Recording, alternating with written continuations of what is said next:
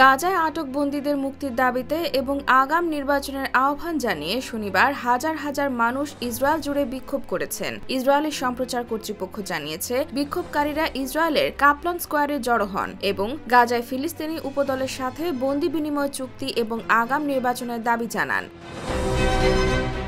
গাজায় আটক বন্দীদের পরিবারও এদিনের বিক্ষোভে অংশ নেয় এবং বিক্ষোভকারীদের সামনে বক্তৃতা দেয়। এ সময় বিক্ষোভ সেখান থেকে সরিয়ে দেওয়ার চেষ্টা করে পুলিশ। শুরুতে ধস্তাধস্তি হলেও পরে পুলিশ এবং বিক্ষোভকারীদের মধ্যে সংঘর্ষ শুরু হয়। পরে তারা তেল আবিবের প্রতিরক্ষা মন্ত্রণালয় ঘেরাও করে, এমনকি প্রধানমন্ত্রী বেনিয়ামিন নেতানিয়াহুর বাসভবনের সামনে পর্যন্ত বিক্ষোভ হয়।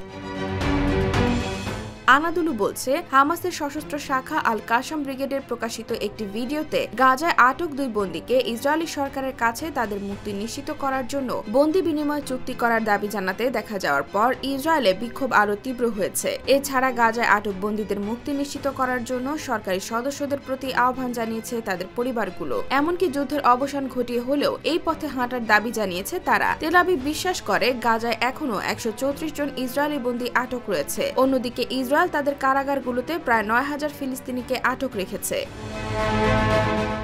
গোটা বিশ্বকে অবাক করে দিয়ে গেল 7 অক্টোবর ইসরায়েলি ভূখণ্ডে ঢুকে নজিরবিহীন হামলা চালায় ফিলিস্তিনি স্বাধীনতাকামী সংগঠন। এরপর থেকে গাজায় তাণ্ডব লীলা চালাচ্ছে তেল আবিব। রীতিমতো ধ্বংসস্তূপে পরিণত করেছে গাজার বেশিরভাগ এলাকা। IBTV USA, new York.